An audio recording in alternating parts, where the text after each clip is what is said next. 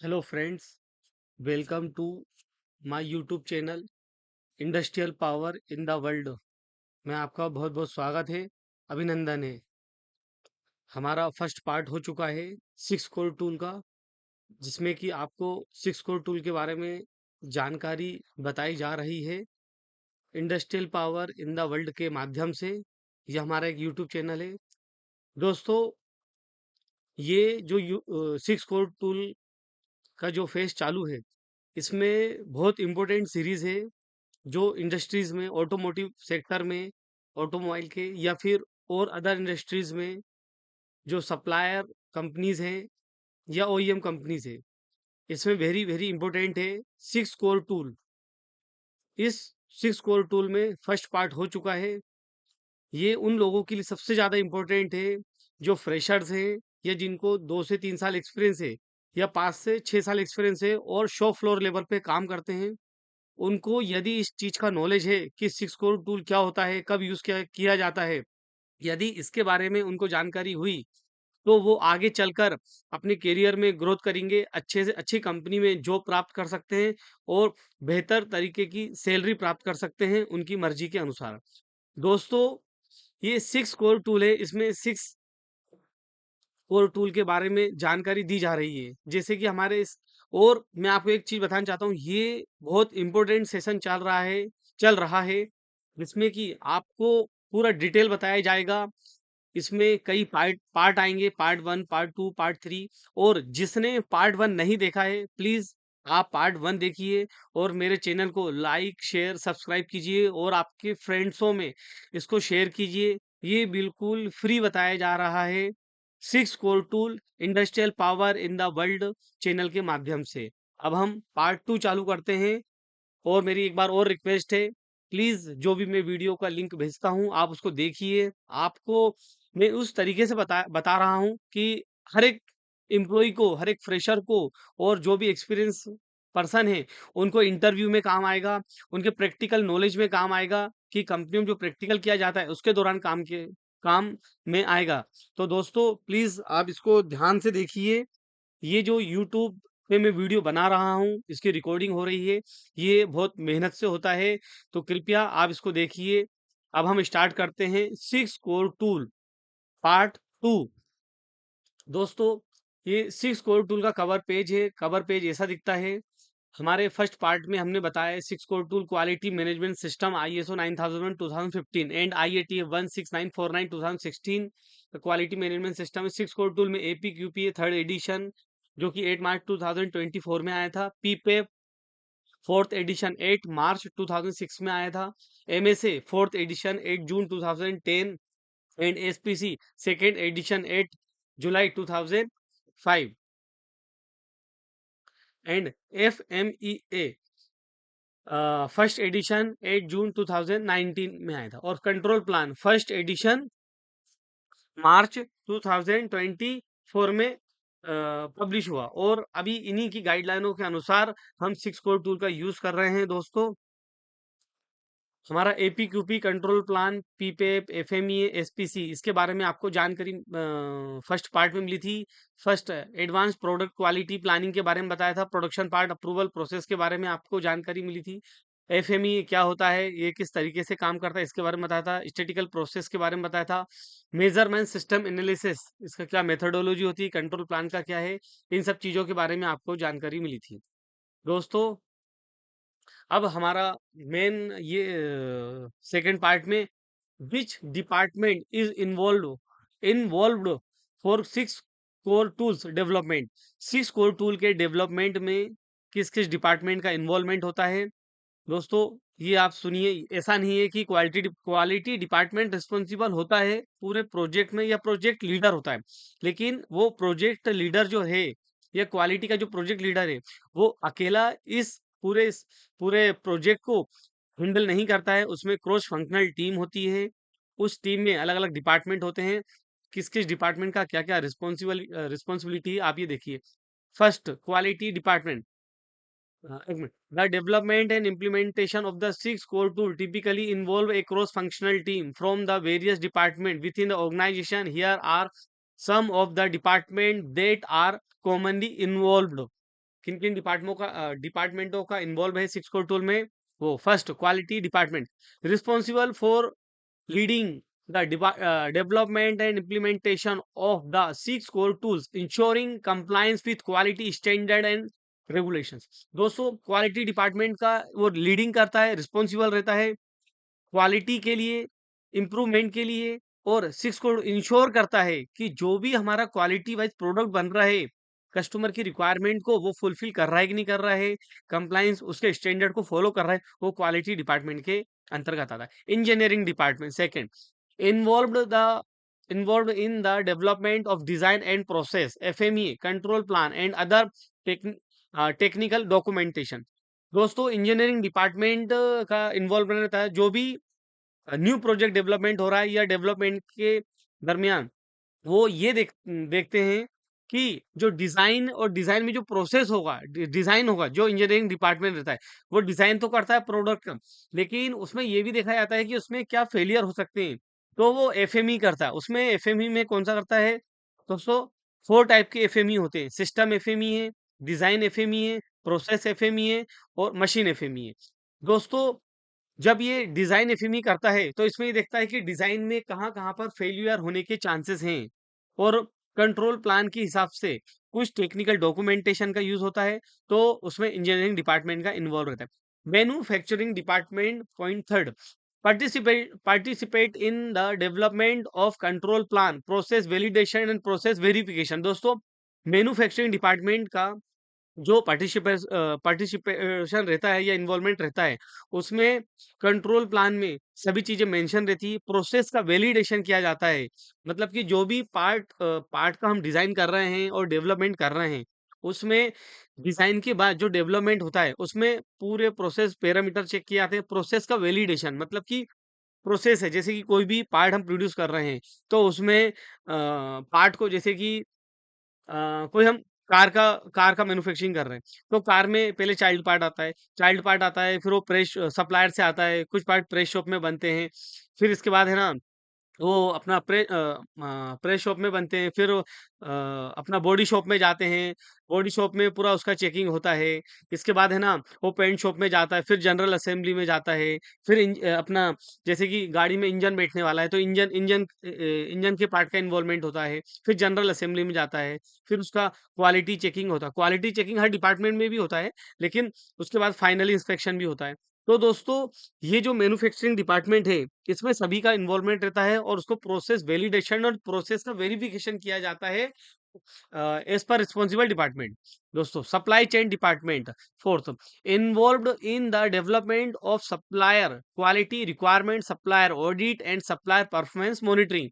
दोस्तों जब हम सिक्स कोर टूल का यूज करते हैं, तो supplier chain department involve the development. दोस्तों सप्लायर का भी इन्वॉल्वमेंट रहता है, क्वालिटी की क्या क्या रिक्वायरमेंट है, कस्टमर की क्या रिक्वायरमेंट है, सप्लायर का ऑडिट किया जाता है। ऐसा नहीं हो कि हम प्रोडक्ट का डेवलपमेंट कर रहे हैं कंपनी में और सप्लायर को कुछ मालूम ही नहीं है, सप्लायर को कोई ड्राइंग ही नहीं है, बाद में जब पार्ट बन गया है, जब मालूम पड़ रहा है कि सप्लायर की तरफ से ये पार्ट में फॉल्ट मिल रहा है या डिफेक्ट का इशू आ रहा है, और वो सोल्व ही नहीं हो रहा है, और कस्टमर इंतजार कर रहा है कि मुझे पार्ट मिलेगा। हमने टाइम लाइन के अनुसार सब कस्टमर को एक डेट की डेडलाइन दे दी है कि हम इस तारीख को या इस डेट को हमें ना पार्ट सबमिशन करेंगे, लेकिन उनका वेटिंग चल रहा है, तो ऐसा सिस्टम नहीं होना चाहिए।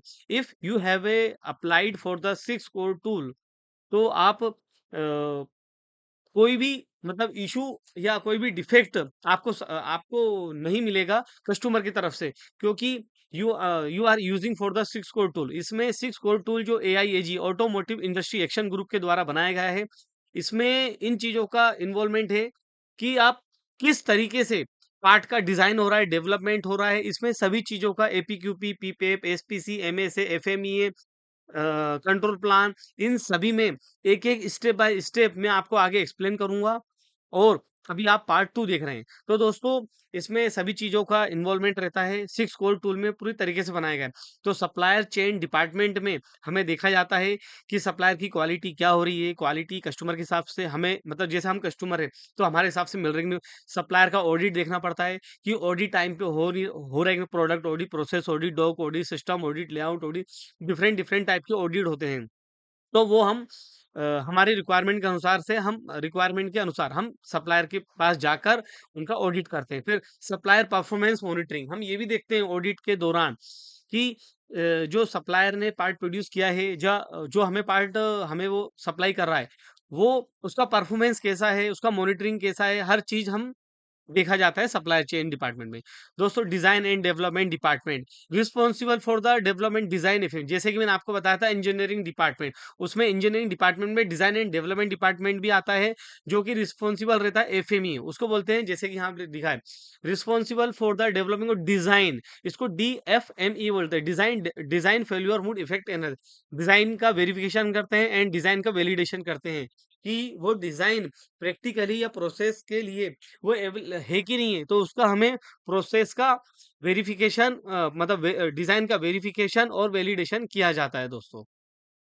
तो जैसे कि अभी आपको बताया, quality department, engineering department, manufacturing department, supply chain department, design and development department, production planning department, reliability and maintainability department, regularity affair and affair department. दोस्तों, ये सिर्फ इतने इतने डिपार्टमेंट है जो कि मेन रिस्पॉन्सिबल रहते हैं। इसमें HR भी आता है, सेल्स भी आता है, बहुत सारे और होते हैं, लेकिन यहाँ पर मैंने मेन बताया।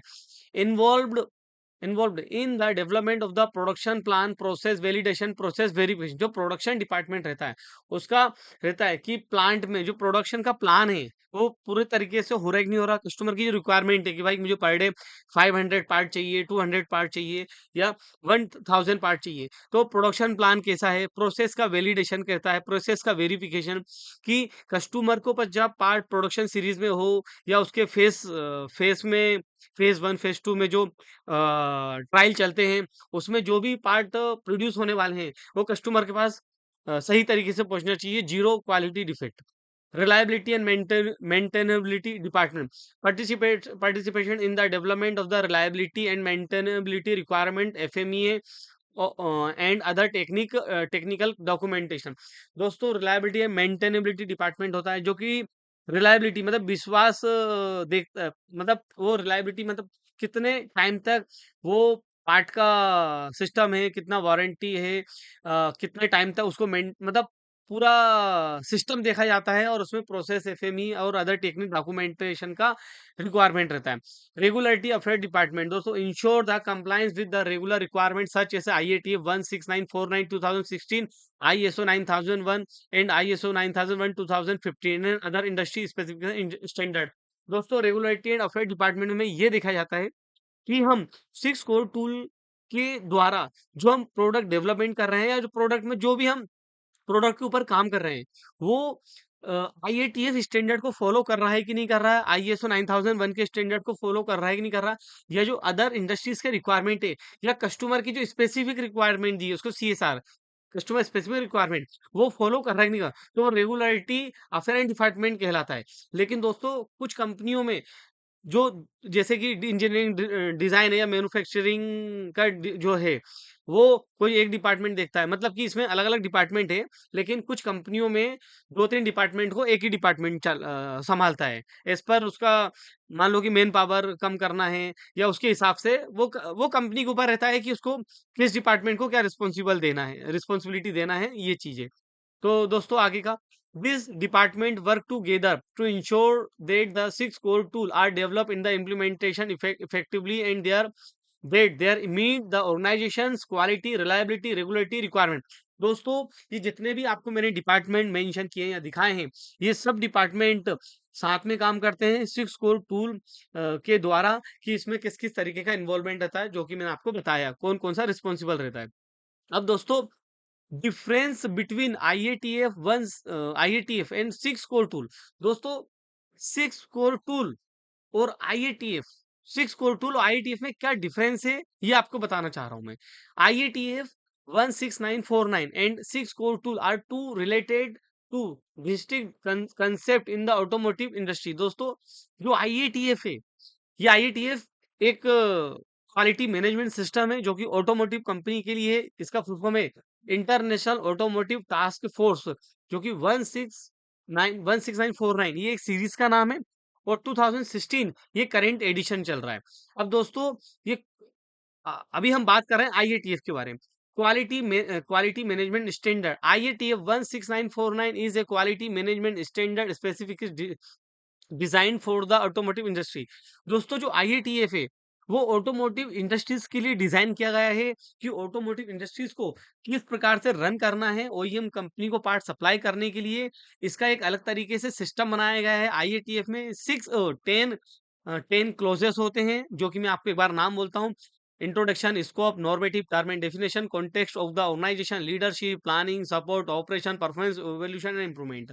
दोस्तों ये 10 क्लोजेस हैं जो कि IATF में आते हैं। IATF एक स्टैंडर्ड को फॉलो करता है, आर्ट को डिजाइन फिक्स को टूल करता है, लेकिन जो स्टैंडर्ड को फॉलो करना है, किस स्टैंडर्ड में अपनाना है, गवर्नमेंट की बॉडीज क्या है, मतलब सभी चीजें जो स्टैंडर्ड है वो IATF करता है। अब फिर requirement, it outline the requirement for the quality management system including the process, policies and procedure. इसकी क्या क्या पॉलिसीज रहती है, इसकी इसका नियोजन क्या होता है, रिक्वायरमेंट मतलब क्या नियोजन है, इंक्लूडिंग द प्रोसेस क्या पॉलिसीज है IATF की, वो पॉलिसीज करता है। फिर certification, on organization can obtain the certification to IATF 16949 demonstrating their commitment to the quality and customer satisfaction. दोस्तों इसका एक सर्टिफिकेशन मिलता है, IATF 16949 2016 का एक सर्टिफिकेशन मिलता है जो कि ये दर्शाता है वो सर्टिफिकेशन कि आप एक कमिटमेंट कर रहे हो, आप IATF स्टैंडर्ड को आपकी कंपनी एक कमिटमेंट कर रही है कि आप क्वालिटी के स्टैंडर्ड को फॉलो करोगे, जो क्वालिटी मैनेजमेंट का स्टैंडर्ड है। इसके बाद आप कस्टमर के सेटिस्फेक्शन को बरकरार रहो और करोगे और क्वालिटी वाइज प्रोडक्ट मिलेगा। जब इसका IATF का सर्टिफिकेशन मिलता है, ये IATF का सर्टिफिकेशन 3 ईयर में एक बार मिलता है और उसके फिर पर ईयर सर्वलाइंस ऑडिट होते हैं। और यदि आपका IATF सर्टिफिकेशन नहीं है तो आप कोई भी OEM कंपनी को पार्ट सप्लाई नहीं कर सकते हैं यदि आप Tier 1 सप्लायर हैं। और कंपनी और जो मतलब कि जो अपने OEM कंपनी है जो कार मैन्युफैक्चरिंग है या टू व्हीलर मैन्युफैक्चरिंग, उनका रिक्वायरमेंट रहता है you should be certified for the IATF certification. So that's why we have a requirement for the IATF certification. तो दोस्तों ये आपको फिर एक बार बोलता हूँ, वो निर्धारित करती है कि क्वालिटी वाइज प्रोडक्ट हो रहा है कि नहीं हो रहा है, कस्टमर का सेटिस्फेक्शन बढ़ रहा है कि नहीं बढ़ रहा है, ये सब चीजें IATF में बताया जाता है। दोस्तों IATF 16949 and the 6 core tool are two related the distinct concept in the automotive industry। 6 core methodology, अब हमें ये जो हमने अभी सेशन पढ़ा ये IATF का था, अब आगे पढ़ रहे हैं 6 कोर टूल मेथोडोलॉजीज। मतलब the 6 core tool are a set of methodology use to support IATF 16499 and other quality management standard. दोस्तों यदि हमें IATF स्टैंडर्ड को फॉलो करना है तो हमें 6 कोर टूल के जो मेथोडोलॉजी जो कार्य प्रणाली है 6 कोर टूल की, उसको फॉलो करना पड़ेगा। यदि हमने 6 कोर टूल को फॉलो किया तो हम IATF का सपोर्ट कर रहे हैं, मतलब IATF के जो क्वालिटी मैनेजमेंट स्टैंडर्ड है उसको फॉलो कर रहे हैं। IATF का स्टैंडर्ड ये बोलता है कि आप 6 कोर टूल को फॉलो कीजिए, क्योंकि 6 कोर टूल में जो भी सिस्टम बताया गया है वो सिस्टम में ये मेंशन किया गया है कि आप जब 6 कोर टूल के सिस्टम को फॉलो करोगे तो आप क्वालिटी मैनेजमेंट सिस्टम के अनुसार ही उसको फॉलो करोगे। अब problem solving, they provide the structured approach to problem solving, process improvement and the quality planning। जब आप 6 कोर टूल का यूज करते हो तो उसमें प्रॉब्लम सॉल्विंग में हेल्प की जाती है, जैसे कि एक स्ट्रक्चर अप्रोच रहता है, उसमें प्लानिंग रहती है।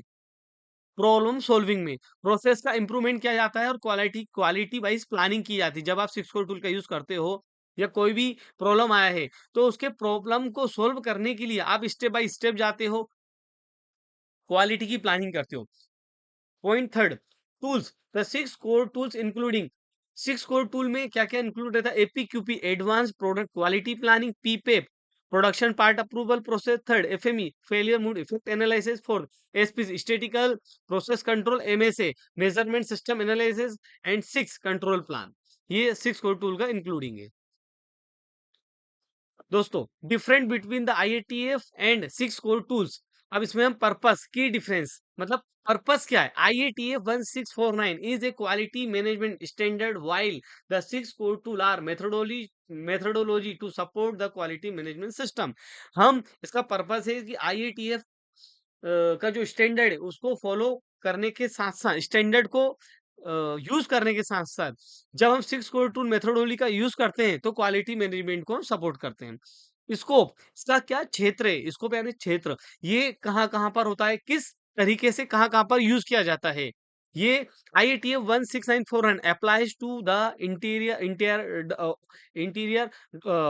entire organization, whereas the 6 core tool are applied for the specific process and project। दोस्तों, जब हम IATF स्टैंडर्ड को फॉलो करते हैं तो वो इंटायर ऑर्गेनाइजेशन में होता है, पूरी कंपनी में होता है, या कंपनी के कहीं पर भी प्लांट हो, ऑल ओवर वर्ल्ड में हो, या एक लोकेशन से दूसरे लोकेशन पे हो, कहीं पर भी हो, और वो कितना भी बड़ा ग्रुप है। इफ यदि आपकी कंपनी, वो कंपनी OEM को पार्ट सप्लाई कर रही है, या उसका रिक्वायरमेंट है OEM कंपनी का या आपके कस्टमर का कि आपको IATF स्टैंडर्ड फॉलो करना, तो IATF स्टैंडर्ड पूरे ऑर्गेनाइजेशन में फॉलो किया जाता है।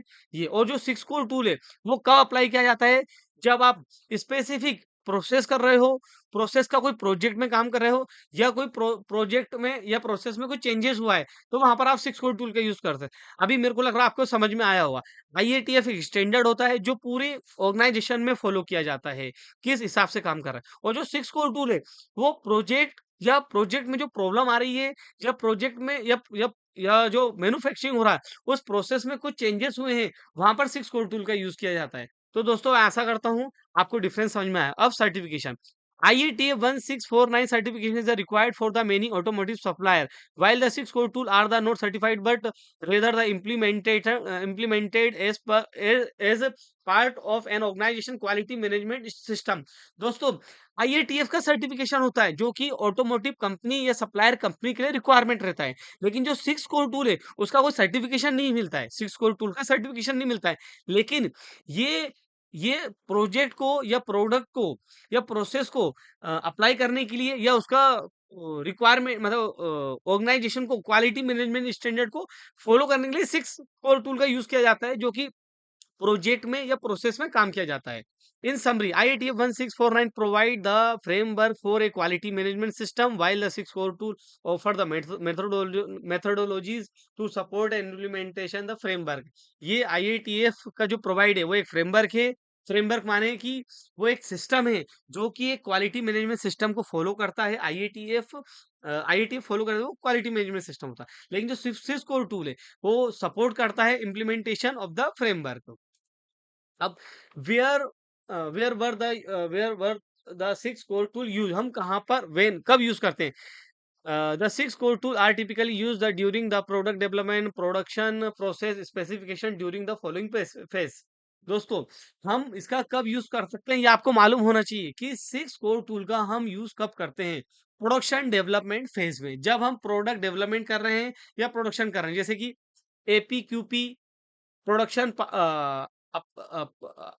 advanced APQP, advanced product quality planning, used during the planning phase to develop a quality plan and ensure the customer requirement are met।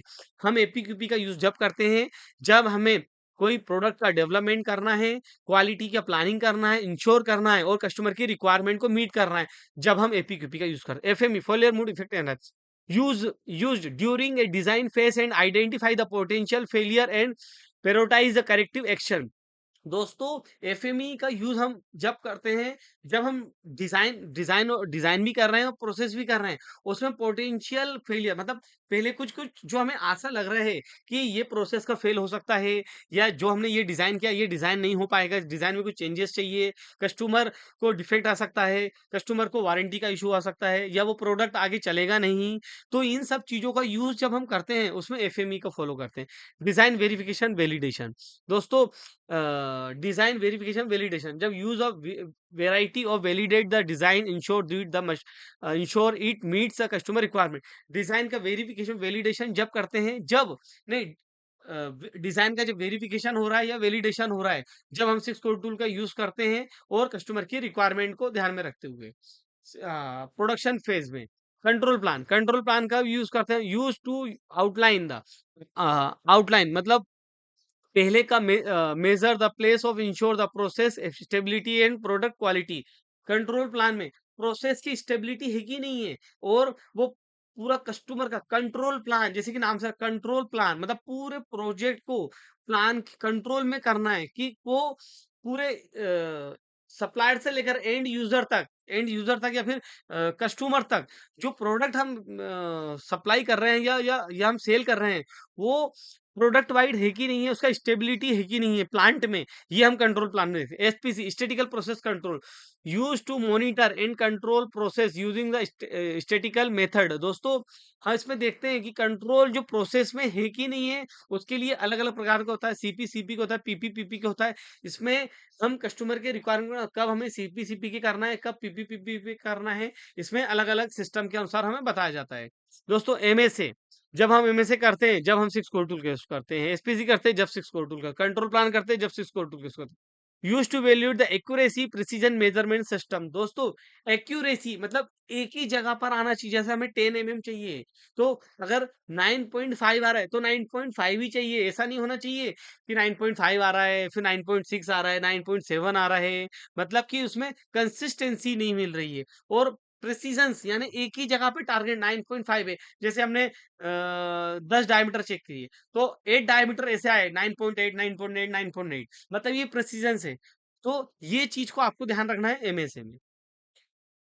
Ongoing improvement, हम कुछ ongoing improvement कर रहे हैं, मतलब कि प्रोडक्शन भी हो रहा है या डेवलपमेंट का फेज भी चल रहा है, तो उसमें identify the area of the improvement, implement the changes of the achieving the greatest quality and efficiency. हमें क्वालिटी को देखना है, उसमें कंटिन्यू इंप्रूवमेंट में हम सिक्स कोर टूल कर गए। When the use of the six core tool new product, अब किस किस तरीके से यूज किया जाता है, जैसे कि न्यू प्रोडक्ट डेवलपमेंट में किया जाता है, जब न्यू प्रोजेक्ट प्रोसेस में चेंज कर रहे हैं, मान लो कि पहले आप भाई साहब वहीं वेल्डिंग करते थे, अभी आप उसको वेल्डिंग नहीं कर रहे हो, उसको आप है ना प्रेस शॉप में कर रहे हो, या उसमें है ना कुछ जो अलग से पार्ट है, मतलब मोल्डिंग कर रहे हो या मोल्डिंग के अलावा कुछ करो। यहाँ आप कास्टिंग करते थे, वहाँ वेल्डिंग कर रहे हैं, मतलब प्रोसेस में कुछ चेंज हो रहा है जब हम सिक्स कोर टूल का यूज करते हैं। प्रॉब्लम सॉल्विंग में सिक्स कोर टूल का यूज करते हैं, क्वालिटी और रिलायबिलिटी का। ऑडिट असेसमेंट, जब हमारा ऑडिट हो रहा है या ऑडिट का असेसमेंट हो रहा है, तो हम सिक्स कोर टूल का यूज करते हैं। और ऑडिट किस टाइप का होता है, जैसे आईएटीएफ का ऑडिट हो रहा है या कस्टमर ऑडिट हो रहा है या कोई अदर गवर्नमेंट बॉडीज का ऑडिट हो रहा है, उसके अनुसार उसके टाइम पर हम सिक्स कोर टूल का यूज करते हैं। By the using the six core tool organization can ensure that their product meet the customer requirement reliable and product produced efficiently। मतलब दोस्तों जब हम सिक्स कोर टूल का यूज करते हैं, तो ऑर्गेनाइजेशन में प्रोडक्ट की कस्टमर की जो रिक्वायरमेंट वो मीट हो रही कि नहीं हो रही है, उसको पार्ट सही तरीके से मिल रहा है कि नहीं मिल रहा है, डिफेक्ट आ रहा है कि नहीं आ रहे हैं, ये सब चीज का ध्यान रखा जाता है सिक्स कोर टूल में। अब एपीक्यूपी, एपीक्यूपी का फोकस अप फ्रंट क्वालिटी, मतलब कि अप फ्रंट क्वालिटी यानी आगे का नियोजन किया जाता है एपीक्यूपी में। Determining if customer are satisfied by the evaluating the output of the supporting continual improvement. दोस्तों एपीक्यूपी के उसमें हमें एक सपोर्ट मिलता है, प्लानिंग मिलती है, advance product quality planning new project development में, कि किसकी प्लानिंग कैसे करना है, इसका इसका प्लानिंग के बाद इसका कौन कौन से फेज होते हैं, उसके बाद जैसे कि एपीक्यूपी कंसिस्टेंस ऑफ द 5 फेजेस, इसमें 5 फेजेस होते हैं, जैसे प्लान एंड डिफाइन प्रोग्राम, पहले प्लान करते हैं फिर उसको डिफाइन करते हैं प्रोग्राम को, प्रोडक्ट डिजाइन करते हैं फिर डेवलपमेंट करते हैं फिर वेरिफिकेशन करते हैं। प्रोडक्ट डिजाइन एंड डेवलपमेंट का वेरिफिकेशन, मतलब प्रोडक्ट डिजाइन डेवलपमेंट हो गए, फिर वेरिफिकेशन प्रोडक्ट का डिजाइन डेवलपमेंट, फिर जैसे हमें प्रोडक्ट का डिजाइन डेवलपमेंट किया है, डिजाइन डेवलपमेंट होगा, फिर प्रोसेस, डिजाइन को प्रोसेस में लाना है, फिर उसका वेरिफिकेशन, फिर प्रोडक्ट एंड प्रोसेस का वैलिडेशन और प्रोडक्शन फीडबैक, मतलब उसका जो हमने एपीक्यूपी कर रहे हैं, जो प्रोडक्ट का डिजाइन किया है फिर वेरिफिकेशन किया है फिर प्रोसेस किया है, इसका फीडबैक भी लेते हैं, फिर लॉन्च करते हैं, फिर असेसमेंट, फिर करेक्टिव एक्शन, मतलब कि उसमें क्या क्या इश्यू आए हैं वो उसके ऊपर ध्यान रखना है हमें। एपीक्यू अब पीपेप में दोस्तों 18 एलिमेंट्स होते हैं या 18 डॉक्यूमेंट्स होते हैं, कहीं कहीं पर 19 भी होते हैं, उसमें 19 डॉक्यूमेंट होते हैं, जैसे कि लिक्विड वगैरह कुछ अदर डॉक्यूमेंट का रिक्वायरमेंट रहता है केमिकल के रिलेटेड।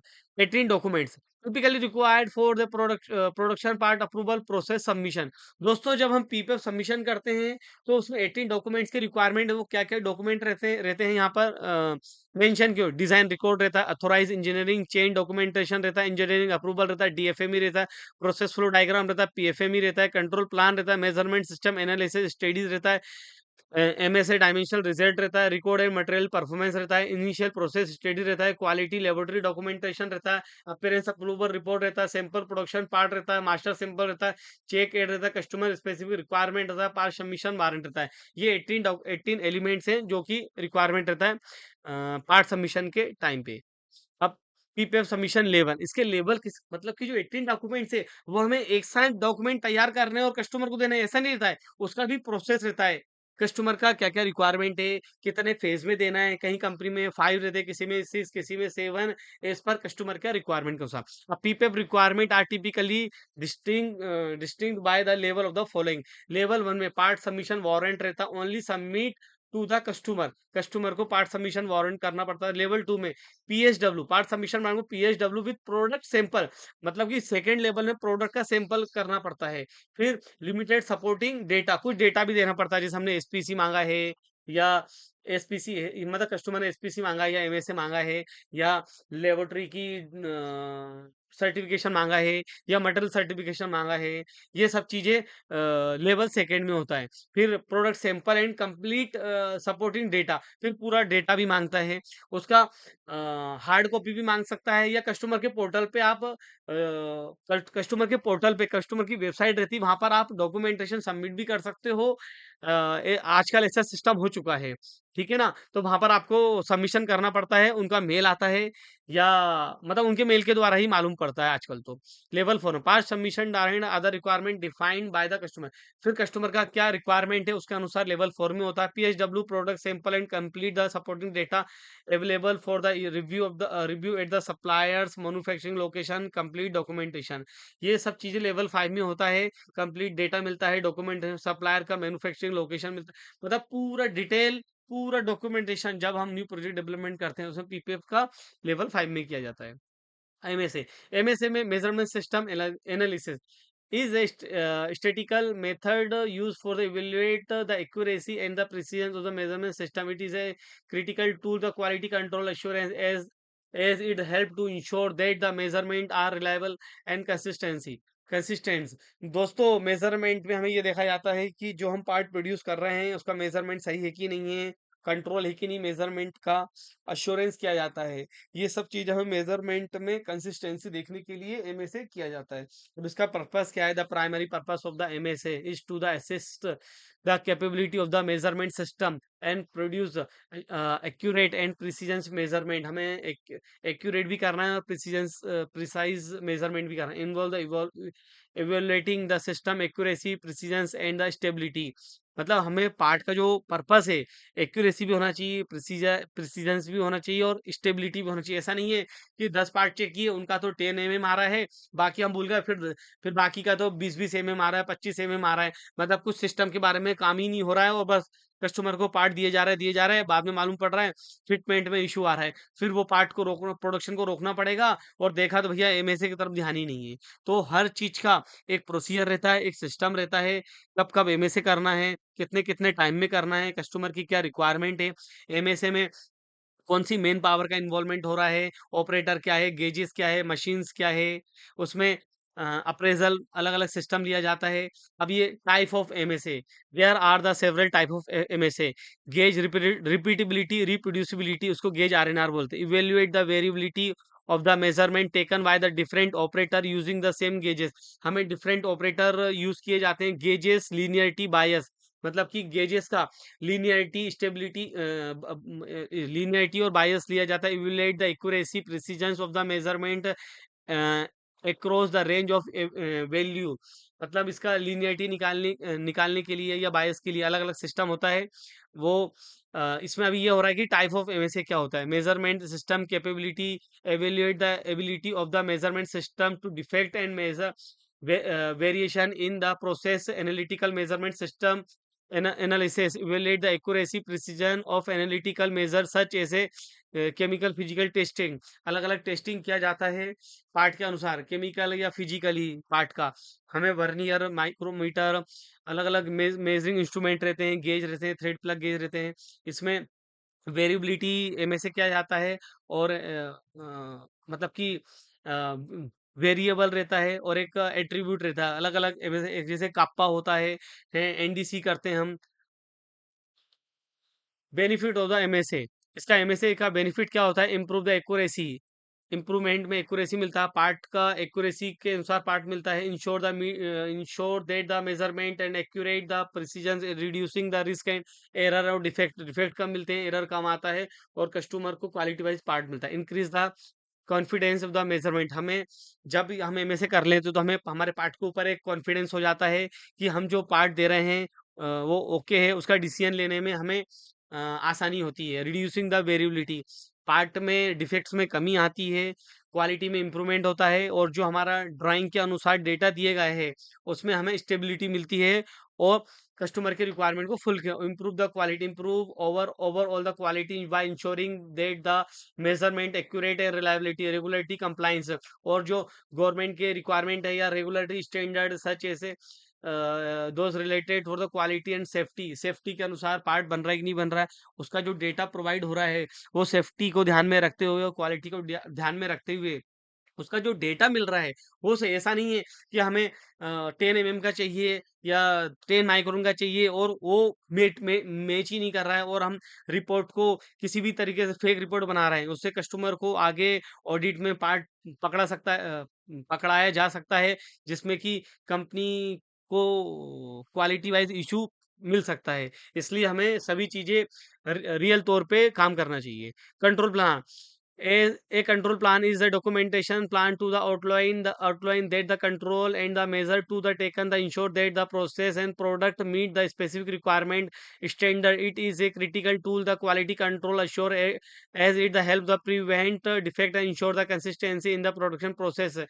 दोस्तों, कंट्रोल प्लान में primary purpose of the control plan prevent defect, हमें पहले से ही क्या डिफेक्ट आ सकते हैं नहीं, identify the prevent potential defect error and process, production process में हमें ये देखना पड़ता है कौन से डिफेक्ट आने वाले हैं या कौन से डिफेक्ट आ सकते हैं, उनके पीछे हम करेक्टिव एक्शन प्रिवेंटिव एक्शन लिया लिया जाता है। कंसिस्टेंसी देखी जाती, और meet the customer requirement, specific requirement और स्टैंडर्ड को फॉलो हो रहा है कि नहीं हो रहा है, वो कंट्रोल प्लान में सब डिटेल में मेंशन की जाती है। और कंट्रोल प्लान में हर डिपार्टमेंट के साइन अप होता है, जो जो उसका रिस्पॉन्सिबल रहता है।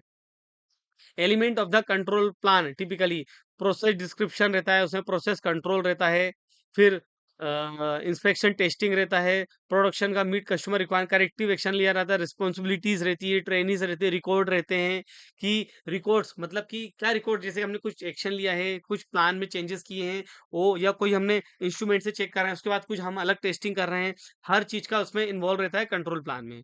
दोस्तों, type of the control plan के जैसे कि प्रोसेस कंट्रोल प्लान होता है, प्रोडक्ट कंट्रोल प्लान होता है, सप्लायर कंट्रोल प्लान रहता है। मतलब कंट्रोल प्लान का बेनिफिट क्या रहता है? Benefit the control plan improve the quality, मिलती इन क्वालिटी में इम्प्रूव मिलता है, रिड्यूस द डिफेक्ट्स, डिफेक्ट्स में कमी आती है, streamline of the product process and reduce the wastage, हमें वेस्टेज में कमी आती है, जो हमारा ओई है उसमें कमी मिलती है, और उसका जो हमारा प्लांट है, मतलब हमारे प्लांट में जो प्रोडक्शन का टारगेट रहता है उसमें हम अचीव मिलते हैं, और हमारा जो हमारा कॉस्ट में ज़्यादा हो रहा था वो कॉस्ट कम आती है, और हम सिस्टम से चलते हैं पूरे, तो कस्टमर के हिसाब से पार्ट मिलता है, डिफेक्ट्स में कमी आती है, क्वालिटी वाइज प्रोडक्ट मिलता है, और कॉस्ट में भी कमी आती है। इसके बाद resulting in improve the customer satisfaction, और कस्टमर का सेटिस्फेक्शन रहता है। दोस्तों, कंट्रोल प्लान ऐसा रहता है जो कि आपको एक पिक्चर दिखा रहा है, प्रोटोटाइप, प्री लॉन्च, प्रोडक्शन और सेफ लॉन्च। इसमें कंट्रोल प्लान का नंबर रहता है, पार्ट नंबर रहता है, लेटेस्ट डेट रहती है, पार्ट नेम, डिजाइन, सप्लायर रहता है, प्लांट रहता है, सप्लायर का कोड रहता है। इसके बाद की कॉन्टेक्ट नंबर क्या होता है, कौन कौन सा रिस्पॉन्सिबल रहता है, इसमें डेट क्या है, डेट का रिवीजन नंबर क्या है, अगर कंट्रोल प्लान में कुछ चेंजेस किया, कस्टमर इंजीनियरिंग चेंज किया था, कस्टमर क्वालिटी अवेयरनेस क्या होता है, ये सब चीज़ इसमें मेंशन है। फिर इसके बाद जिस पार्ट के बारे में हम कंट्रोल कर रहे हैं, जैसे कोई भी पार्ट है तो उसमें उसका डिस्क्रिप्शन रहता है, पूरा ये कंट्रोल प्लान का है। ये आगे चल के आपको कंट्रोल प्लान का जब सिंपल एक वीडियो आएगा तो उसमें आएगा। तो दोस्तों, एसपीसी स्टैटिकल प्रोसेस कंट्रोल में इसमें प्रोसेस मॉनिटरिंग किया जाता है, स्टैटिकल एनालिसिस किया जाता है, कंट्रोल लिमिट देखा जाता है, करेक्टिव एक्शन लिया जाता है एसपीसी में। तो दोस्तों, इसके बाद हमारा एफएमई है, एक पार्ट 3 में आएगा एफएमई है। तो दोस्तों, मैं आशा करता हूँ कि आपको ये वीडियो पसंद आया होगा। पार्ट 2, इसमें हमने आपको बताया कौन-कौन से डिपार्टमेंटों का इन्वॉल्वमेंट रहता है और डिपार्टमेंट की क्या-क्या रिस्पॉन्सिबिलिटीज़ रहती है। इसमें एचआर भी रहता है, इसके बाद और अदर टॉप मैनेजमेंट का भी इन्वॉल्वमेंट रहता है। टॉप मैनेजमेंट जब प्रोजेक्ट को ये मतलब प्रोजेक्ट को जब किया जाता है, प्रोजेक्ट को जब किया जाता है सिक्स टूल के द्वारा, तो उसमें जो टॉप मैनेजमेंट का भी इन्वॉल्व रहता है। टॉप मैनेजमेंट टाइम टाइम पे आके इसका रिव्यू लेता है कि प्रोसेस कहाँ तक पहुंचा है, इसमें कुछ इशू तो नहीं आ रहा है, और टाइम टाइम पे इसका ऑडिट भी लिया लिया जाता है क्यूएमएस मेंबर के द्वारा। तो दोस्तों, आप ये प्लीज वीडियो देखिए, आपको एक बार में समझ में नहीं आया होगा, आप इसको 2 से 3 बार देखिए और मेरे चैनल को लाइक कीजिए, शेयर कीजिए, सब्सक्राइब कीजिए। अब हम पार्ट 3 नेक्स्ट जल्द ही पार्ट 3 में लेके आने वाला हूं, जिसमें एफएमईए और भी चीजों के बारे में आपको डिटेल बताई जाएगी। तो मेरे आपको इन्फॉर्मेटिव वीडियो मिलते रहेंगे। तो मैं आशा करता हूँ ये पूरी सीरीज आपको आपको सिस्टम दिख रहा है, आप इसके ऊपर पूरा फोकस कीजिए। ये 6 कोर टूल है, ये वेरी वेरी इंपॉर्टेंट है। ऑटोमोटिव के किसी भी सप्लायर कंपनी हो, चाहे वो किसी भी टाइप का प्रोडक्ट बना रही हो, these these all are company using for the 6 core tool. तो दोस्तों, थैंक यू वेरी मच। और आप यदि आप मुझसे है ना कांटेक्ट करना चाहते हैं, आप यदि मुझसे कांटेक्ट करना चाहते हैं, इसके बारे में और नॉलेज लेना चाहते हैं, तो प्लीज ये मेरा कॉन्टेक्ट नंबर है, ये मेरा व्हाट्सअप नंबर है। You can contact on this number. आप industrial power in the world YouTube channel देख रहे थे। तो दोस्तों, नमस्कार। और अब मैं आपसे विदा लेता हूँ। धन्यवाद।